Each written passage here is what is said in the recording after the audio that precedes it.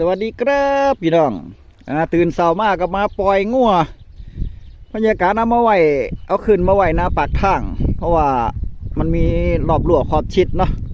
ก็เลยเอาขึ้นมาไว้หน้าปากทางหญ้าก็เขียวอยู่เบื้องตีละนะหญ้าก็เขียวอยู่หญ้าก็งามอยู่หญ้าหลายแต่งัวบ่หลาย เงินไหลละพันพี่น้อง ปีของปีเก่าปี67ปีนี้ปี67/68นะสำหรับผู้ที่ตกข้างตกหล่นเท่าที่พยาการเช็คข้อมูลมาหรืออีก200,000 กว่าไร่เด้เงินในละพัน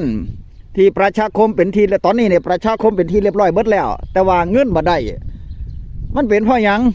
คำตอบเดียวก็คือเงินคลั่งเบิดพี่น้องเอ้ยเงินเบิดเพิ่นว่าทางสสชัชวาลแพทยาชัยเพิ่นไปหาคำตอบมาให้เพิ่นว่าตอนนี้นี่เงินคลั่งเบิดว่าซั่นเกษตรกรที่ตกหล่นหรือว่าที่ประชาคมเป็นที่เรียบร้อยที่ยังบ่ทันได้เงินไหลละพันของปี67/68ปรากฏว่าเดือดร้อนกันวะนี่มันคือบ่ได้เงินว่าซั่น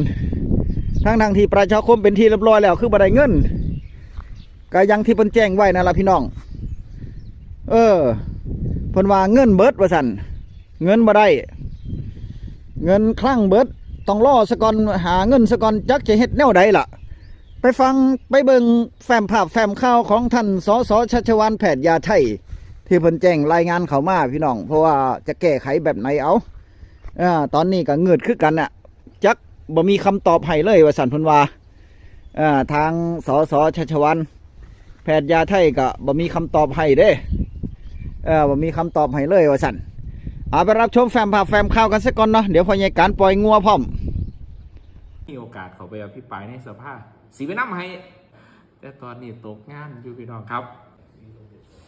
ไอวิค่ะจ้าพี่น้องมาถามเรื่องรายละพันมาเท่าไหร่ใดหลายเลยค่ะลูกไล่ละพันพี่น้องครับเรื่องเงินซอยเหลือชาวหน้าไรละ 1,000 บาทหรือที่เคยเอิ้นว่าเงินค่าเกี่ยวเขาเนาะปีการผลิต68/69เนี่ยงบประมาณที่ร่างรัฐบาลเขาอนุมัติมากก็คือ 36,000 ล้านบาทจำนวน 4.6 ครัวเรือนซึ่งตอนนี้เนี่ย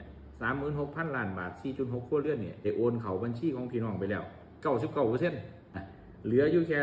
390 ล้านแค่นั้นเองปัญหามันบัดที่นี่ปัญหาก็คือปีนี้เนี่ยน้องเกษตรกรชาวนาที่ลงทะเบียนเป็นชาวนาเนี่ยมันสูงเกินวงเงินงบประมาณซะแล้วจากเดิมเนี่ยเขากำหนดไว้คาดการณ์ไว้ว่าสิมีคนลงทะเบียนประมาณ